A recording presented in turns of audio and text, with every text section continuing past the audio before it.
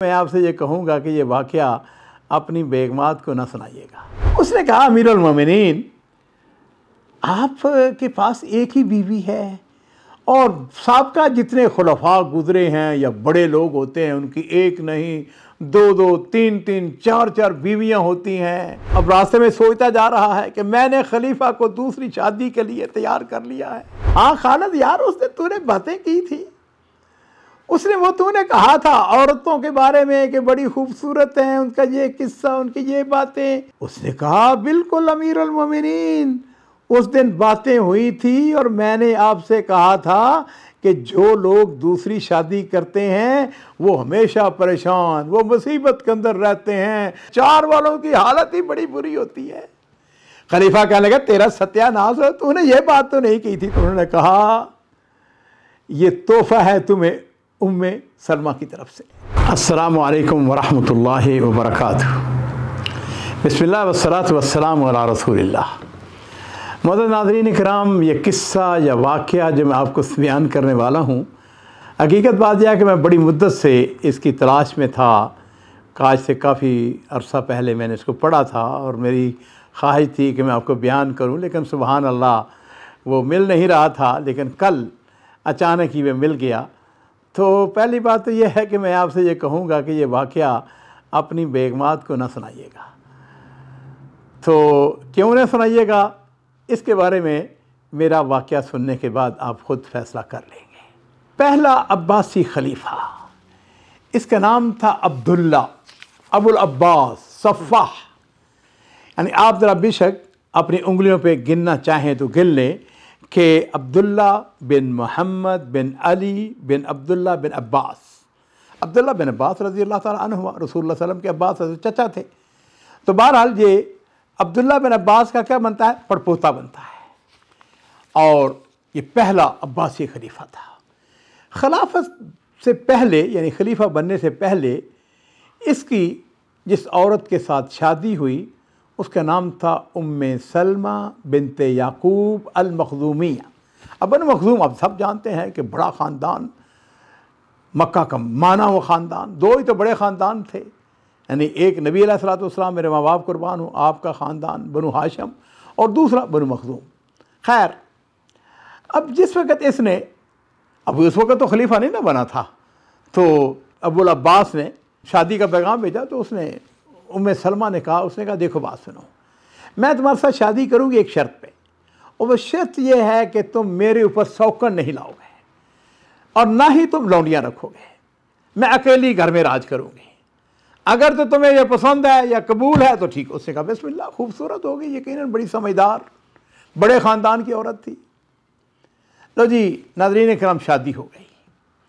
अब उसके बाद अल्लाह ताला को ऐसे ही मंजूर था, इनकलाब आ गया, तब्दीली आ गई, जनाब ये खलीफा बन गया।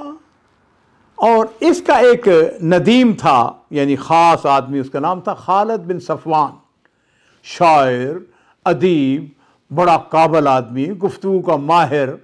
खलीफा ऐसे तो ना आदमी, आम आदमी को अपने पास अपने साथ रखते। तो बहरहाल एक दिन ऐसा हुआ कि ये दोनों बैठे हुए थे, खालिद बिन सफ़वान और खलीफा, आपस में जिस तरह यार दोस्त होते हैं, गपशप लग रही है। तो पता नहीं खालिद के दिल में क्या आया, उसने कहा अमीरुल मोमिनीन, आप के पास एक ही बीवी है और साबका जितने खुलफा गुज़रे हैं या बड़े लोग होते हैं उनकी एक नहीं दो दो तीन तीन चार चार बीवियां होती हैं, अपनी ज़िंदगी को एंजॉय करते हैं, फिर उसके बाद उनकी लौंडियां होती हैं। और फिर उसके साथ उसने कुरैश की या दूसरे बड़े ख़ानदान जो हैं उनकी औरतों की खूबसूरती के किस्से वाक़यात, और फिर वो ख़ुद भी एक अदीब था, शायर था, गुफ्तगू का माहिर था। उसने जो मंजर कशी की, खलीफा जो है उसने सोचना शुरू कर दिया और थोड़ी देर के बाद वो वहाँ से उठा, अपने घर चला गया। अब रास्ते में सोचता जा रहा है कि मैंने खलीफा को दूसरी शादी के लिए तैयार कर लिया है। और खलीफा उसकी बातों से बड़ा खुश, बड़ा मुतमईन नज़र आ रहा था, बड़ा मुतासर नज़र आ रहा था।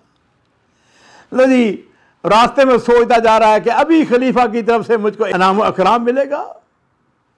अपने घर में दाखिल हुआ। अब ये जो अबुल अब्बास है खलीफा, ये अकेला बैठा हुआ है, सोच रहा है वो जो उसने गुफ्तगू की थी और बड़ी उसने लच्छेदार गुफ्तगू की थी। उतनी देर में उम्मे सलमा दाखिल रही। उसने देखा कि खलीफा जो है वो हमूम परेशान है जी, बैठा हुआ है। उसने आके उसके साथ बातें करनी शुरू कर दी। उसने कहा कि अमीरुल मोमिनीन क्या बात है, आपकी तबीयत ठीक है ना, आप आज परेशान क्यों हैं? उसने कहा नहीं नहीं ऐसी कोई बात है। उसने कहा नहीं, कोई ना कोई बात ज़रूर है। कहने लगे ये बताएं आपके पास कौन उठ के गया है? उसने कहा खालिद बिन सफ़वान बैठा हुआ था। अच्छा जी, वो क्या बातें कर रहा था? खातून बड़ी समझदार थी, उसने बात करते करते करते वो बात की तह तक और उसके ने निगलवा लिया उससे। खलीफा ने कह ही दिया कि खालिद बिन सफ़वान मेरे पास बैठा हुआ था और उसने औरतों की खूबसूरती के तज़किरे किए और उसने ये बातें की, ये बातें की। कहने लगे अच्छा। अब उसकी जो नस्वानियत थी वो गैरत तो जागी, वो वहाँ से उठी और उठने के बाद नाज़रीन किराम वो सीधी अपने ज़नान खाने में गई और उसने अपने नौकरों को बुला लिया।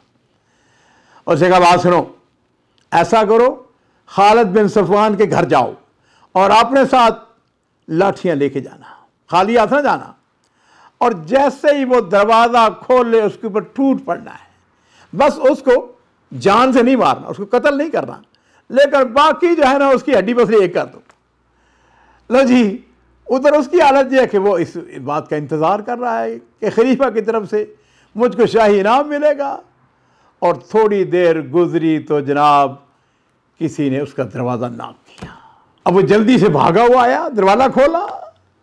अब जैसे ही उसने दरवाज़ा खोला तो नौकरों की एक फौज जफर मौज खड़ी और उन्होंने आते ही उसको मारना शुरू कर दिया, मार मार के जो है ना।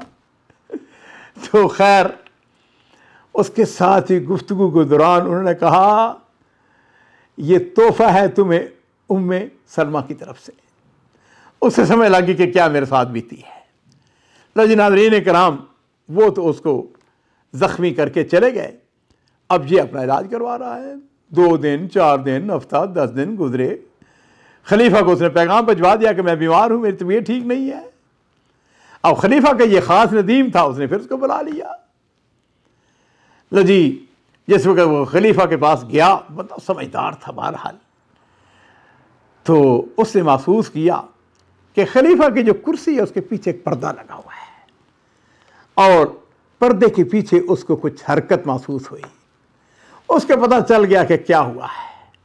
लो जी, खलीफा ने उसकी हाल हरीयत दरियाफ्त की, गुफ्तगू शुरू कर दी। बातें करते करते खलीफा ने कहा हाँ खालिद यार, उसने तूने बातें की थी, उसने वो तूने कहा था औरतों के बारे में कि बड़ी खूबसूरत हैं, उनका ये किस्सा, उनकी ये बातें, उनका ये हुस्न।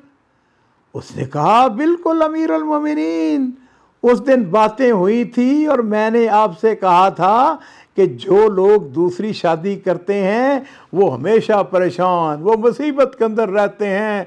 जो तीसरी शादी कर लेते हैं उनकी मुसीबत तो वो है बिल्कुल आग के चूल्हे के ऊपर जिस तरह है जी वो देचकी रखी होती है उस तरह होते हैं। 4 वालों की हालत ही बड़ी बुरी होती है।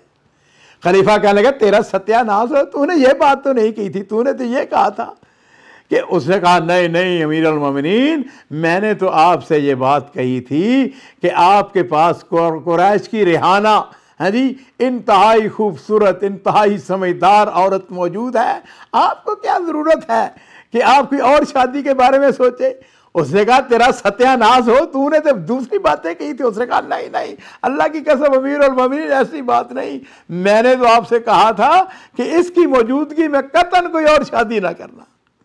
लो जी, जब उसने बिल्कुल उसके बरअक्स बात की तो पर्दे के पीछे से वो जो उम्मे सलमा थी वो वहाँ पे खड़ी थी, बातें सुन रही थी। अब उसकी हंसी निकल गई।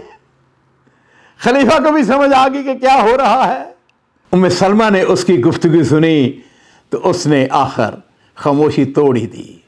उसने कहा चचा तूने बिल्कुल दुरुस्त कहा है, बिल्कुल सच कहा है, और बिल्कुल अमीरुल मोमिनीन को लगता है कोई मुगालता लगा है, तूने गुफ्तगू कोई और की होगी और इन्होंने कुछ और समझा है। नहीं नहीं तू बिल्कुल सच कह रहा है। और खलीफा जो था वो सारा मामला समझ चुका था। कहने लगा, खालिद अल्लाह तुम्हें रसवा करे, है जी, लगता है कि तुझे जो मलका है उम्मे सलमा है वो सबक सिखा चुकी है।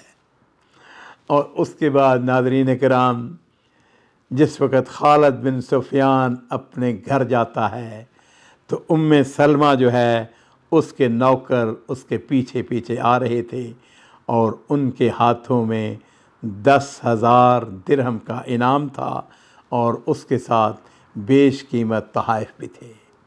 तो नाज़रीन किराम, ये किस्सा चूँकि तारीख़ की किताबों के अंदर है और ख़ास तौर पर उन लोगों के मैं तासरात सुनना चाहूँगा जो दूसरी बीवी के बारे में सोचते रहते हैं, हमने शादी करनी है और अपनी बीवियों को भी तंग करते हैं।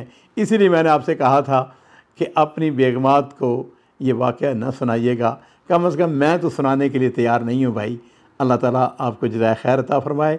मैं कमेंट्स बॉक्स के अंदर अपने आपके तासरात उनका इंतज़ार करूँगा और उसके साथ ही ये बात भी ज़रूर कहूँगा कि अगर अभी तक आपने हमारे इस चैनल को सब्सक्राइब नहीं किया है तो प्लीज़ इसको सब्सक्राइब कीजिए और उसके साथ ये जो वाक़यात हैं इनके अंदर यकीनन बहुत सारे हमारे लिए दर्स हैं, सबक हैं। मैंने पहले भी एक दफ़ा कहा था, मैंने कहा था कि जिसकी बीवी बहुत अच्छी है, नेक है, बच्चे हैं, वो आपकी फरमाबरदार है, बदतमीज़ नहीं है और उसके साथ अल्लाह ताला ने आपको औलाद की नेमत से भी नवाजा है, दीनदार है, तो एक ही शादी के ऊपर इक्तफ़ा करें जिस तरह अबुल अब्बास ने किया था।